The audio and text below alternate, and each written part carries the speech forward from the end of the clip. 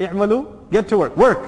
Do things. Do good things. Why does he say that? فَكُلٌّ مُيَسَّرٌ لِمَا خُلِقَ لَهُ. Because everyone has been made comfortable with. Everyone has been predisposed. And certain things have been made easy for them, the things for which they have been created. And also, from a human nature point of view, the thing you do a lot gets easy for you. You go to work every day. Somebody asks you, how do you do it, man? You've been doing it for 10 years, right? You say, it's just no big deal. It's just work. Just do it. When you've been going to work for 2 days, you used to wake up at 11:30, go to sleep at like 2 in the morning, and then all of a sudden you got a job, you got to get up at 5, get there by 7, right? In the first week, is it hard? It is. After 10 years, does it get easy? It does, doesn't it? It's a matter of conditioning yourself. And also the person who thinks it's very hard.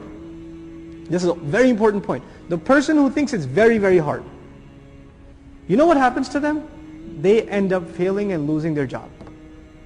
When they're always saying, man, it's so hard to get to work on time. It's so hard to get to work on time. I can't do this, it's too early. When they keep telling themselves that, guess what? Do they get to work early? No. It's called efficacy in psychology. Allah says about this person, ease comes, but what does he have to do? He has to accept the fact that he has to do this. He has to accept that fact. He can't complain about it anymore. Where are the words that he accepts the fact? وَصَدَّقَ بِالْحُسْنَى. He confirmed the truth in the ultimate good, then we made ease. So you have to accept reality. Once you accept it, I have to be there at work. Now I have to take actions accordingly. Then it'll happen. When you begin with a defeatist attitude, man, this is hard. It's never going to become easy. When you come at it with the strong attitude, Allah will make easy. It'll feel easy to you, and Allah on top of that will make it easy for you. Subhanallah. So it's an incredible lesson we're learning about our change in attitude and obedience to Allah Azza wa Jal. We find many, many places in the Quran where Allah mentions making ease. For example, one more place I should mention before we go on. يُرِيدُ اللَّهُ لِيُخَفِّفَ عَنْكُمْ وَخُلِقَ الْإِنسَانُ ضَعِيفًا. Allah intends to make life light upon you. When Allah gives you instructions, they're not there to make things hard for you. The point of them is to make things easier, to lighten your burden. But you're created weak. You think you can make ease for yourself. Actually a hadith I should have mentioned. I've mentioned this hadith before. بُعِثْتُ بِالْحَنِيفِيَّةِ السَّمْحَةِ السَّهْلَةِ. I was appointed with the religion of Ibrahim al-Hanifiyya, which is easy. The easy religion. The easy way to follow. Subhanallah. وَأَمَّا مَنْ بَخِلَ وَاسْتَغْنَى. And by the way, when amma is mentioned in Arabic, then you're expecting another amma. As for this one, now what are you expecting in English? And as for that one, right? So this is the that one. So the one who confirmed the truth, what's this one? مَنْ بَخِلَ. مَنْ بَخِلَ. The one who was cheap. What was the previous one? He gave. And this one was cheap. He withheld for himself. بَخِلَ. الَّذِينَ يَبْخَلُونَ وَيَأْمُرُونَ النَّاسِ بِالْبُخْلِ. They're cheap themselves, they tell other people to be cheap too. You're not going to spend when somebody else tries to spend for the path of Allah. Say, what are you doing, man? You need the savings. These are bad times. Not only are you cheap, you're telling other people to be cheap. This is also explained in Surah Al Imran. But here Allah says, مَنْ بَخِلَ, who became cheap, وَاسْتَغْنَى. Look at this. He became cheap in giving others, but when you don't give, where are you keeping the wealth? For yourself. And once you keep wealth for yourself, you know what you start feeling? I don't need anybody. I can handle it. Right? Why does he not give wealth? Because he thinks he needs it for himself. Now when he keeps it for himself, he feels superior. وَاسْتَغْنَى. He feels reckless. Istighna, to feel not in need of anyone. I don't need anybody. I can do everything myself. I can do everything myself. Where did this attitude develop? What was the source problem? Being cheap with wealth. Hoarding wealth within yourself. And this is istighna. Allah Azza wa Jal says, in another surah He says, وَاسْتَغْنَى اللَّهِ. Allah, they had the attitude that they don't need anyone, then Allah developed that attitude towards them. That Allah doesn't need them. وَاللَّهُ غَنِيٌّ حَمِيدٌ. And Allah is truly the one who has no need. He's ghani. Everybody else can have the attitude, but they really do need. They are in need, subhanAllah. Some Muslims are getting wealthy, and as they're getting wealthier, they're getting farther from the religion. Not only are they getting farther from the religion, now they're attacking the religion verbally. They're saying, what's the good in this? What's the good in that? Why do Muslims do this, that? We should enlighten the religion. The poor Muslims aren't doing it. Guess what kinds of Muslims are doing it?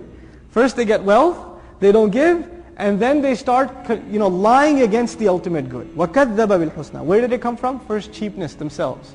Then gaining a lot of wealth. And then getting the courage, I don't need the religion needs me. I can mold it to my liking. I'm the customer. I've got the money after all. So they start making these kinds of comments. May Allah protect us from this disease. فَسَنُيَسِّرُهُ لِلْعُسْرَى SubhanAllah. We will make the hardest thing easy for him. This is such a profound reality Allah has depicted in this ayah. It's scary. It's a scary thing to think about. Al-Usra, some people Mufassirun have commented, Al-Jahannam. Jahannam. We will make the path to hellfire easy for him. Also, Usra means evil deeds, Ash-Shar. Some have commented, like Ibn Abbas radiallahu anhuma, Ash-Shar. Meaning, we will make evil deeds easy for him. But Usra in its literal form means the hardest possible thing, the most difficult thing. In other words, this person, after he develops this attitude, the curse of Allah upon him is, he does things or she does things that land them in the worst difficulty, and they can't even help themselves. You will find these kinds of people who will live carefree, not concerning themselves about religion, and spending their money wherever they want, and those same monies they spend, for example, on their children become the cause of their heart attacks and their blood pressure. Their children become the cause of their psychological problems. The very things they invested in. They bought houses and properties and wealth and this and that, and in their old age they lose sleep over going through the finances. They can't get any sleep. The Messenger was told about the munafiqun. He was told, فَلَا تُعْجِبْكَ أَمْوَالُهُمْ وَلَا أَوْلَادُهُمْ إِنَّمَا يُرِيدُ اللَّهُ لِيُعَذِّبَهُم بِهَا. Such a scary ayah. Don't be impressed with their money. Don't be impressed with their children. Allah only wants to torture them with those. Allah wants to torture them with their money. Allah wants to torture them with their children. SubhanAllah. How could that happen? The thing they were looking for ease in those things, what did Allah create in those things? He facilitated the harshest thing for them in those things. May Allah protect us from that. Right? So فَسَنُيَسِّرُهُ لِلْعُسْرَى. So, by the way, الشَّرْ الَّذِي يُؤَدِّي إِلَىٰ عَذَابِ اللَّهِ. Right? The evil that leads to the punishment of Allah, and it becomes easy for him. Doesn't even think twice about it. And it's actually thoughtless for a lot of these people. You say, why do you do it? They'll say, I don't know. I just do. Can't help myself. That's proof of فَسَنُيَسِّرُهُ لِلْيُسْرَى. وَمَا يُغْنِي عَنْهُ مَالُهُ إِذَا تَرَدَّى. And then again wealth came up. And what good is his wealth is not going to make him free of need when he falls in a ditch. Taradda, rada, to slam someone down from a cliff, or to throw someone in a ditch. Taradda, to fall yourself off a cliff, or to fall yourself in a ditch. Which ditch is this? The grave. Which ditch is this? The hellfire. Which ditch is this? The indignation of evil deeds. These are the ditches, right? The ditches of evil deeds, the literal ditch of the grave, the literal ditch of the hellfire. When is the wealth going to help him then? وَمَا يُغْنِي عَنْهُ مَالُهُ. His wealth is not going to be able to help him. SubhanAllah, when he falls into this ditch, إِذَا تَرَدَّى. So we said, the one who Allah elevates is the one who gives up his wealth, lowers himself before his Supreme Lord. And the one who wants to elevate himself, Allah throws him in a ditch and says, how's your money going to get you out now? How are you going to get high now?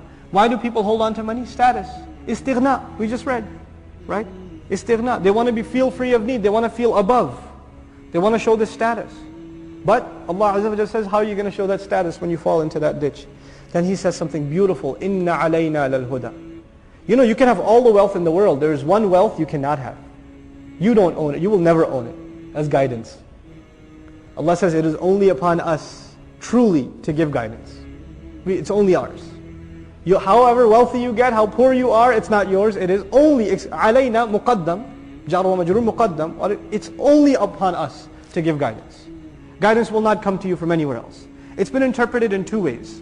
In one, Al-Farra, rahimahullah, he says, "Man salaka al-huda fa'ala Allah sabiluh liqawlihi wa 'ala Allah qasd as-sabil." Allah He says, by saying it is upon us the ultimate guidance. Another way to translate it is, real guidance is only that which leads you to us. True guidance, all true guidance, in the end can only be the one that leads you to us. And the second meaning, it is only upon Allah to guide. What does it mean upon Allah to guide? First of all, did He guide the human being even before the revelation came? Did He give him a sense of what's right and what's wrong? فَأَلْهَمَهَا فُجُورَهَا وَتَقْوَاهَا. Did He pre-program him?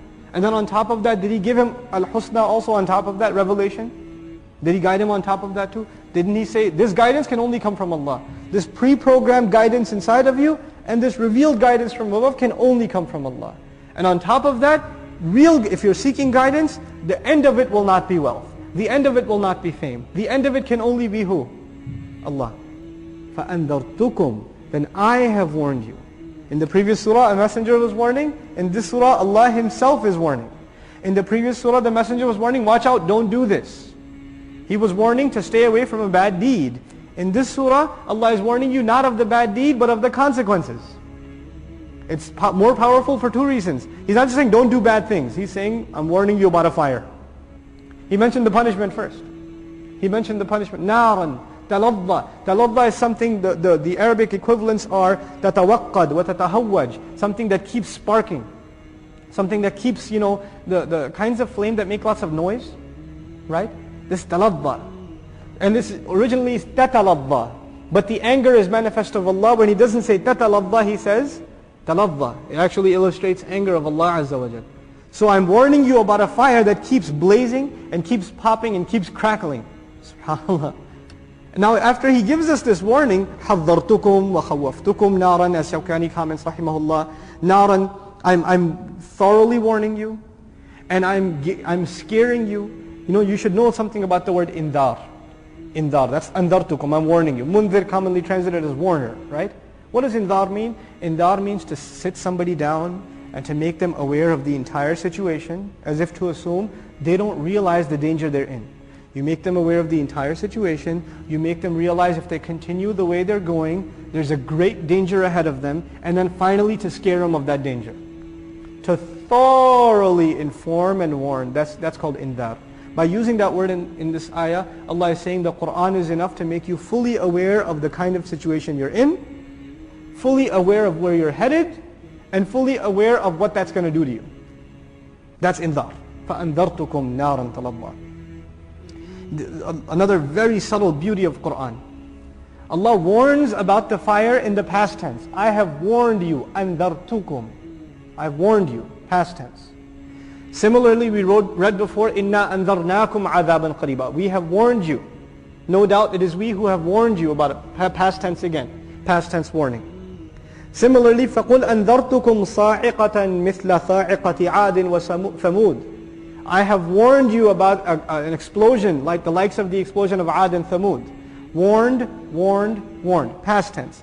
One place in Quran Allah says, إِنَّمَا أُنذِرُكُمْ بِالْوَحِيِّ. I warn you, present tense. I am warning you, present tense, by means of revelation.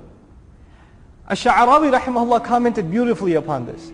He said, when Allah warns about the hereafter, that is one warning. But when is wahi one thing or many things? It's many things. The past tense illustrates al-huduth, one thing. The present tense illustrates a continuum of things, many things. So wahi can warn you by means of worldly consequences, eventual consequences, the shortfall of good deeds, or losing your good deeds, or earning too many bad deeds, etc. Many different kinds of warnings. But then there's one kind of warning that's like the ultimate warning, which is what? Hellfire. When the fire is being warned about, when the day of judgment is being warned about, it's considered one, andartu, past tense. Past tense illustrates one. When Allah warns by means of wahi, He says, I am warning you, meaning wahi keeps coming down, so I keep warning you again. So in that context, the present tense is better applied, subhanAllah.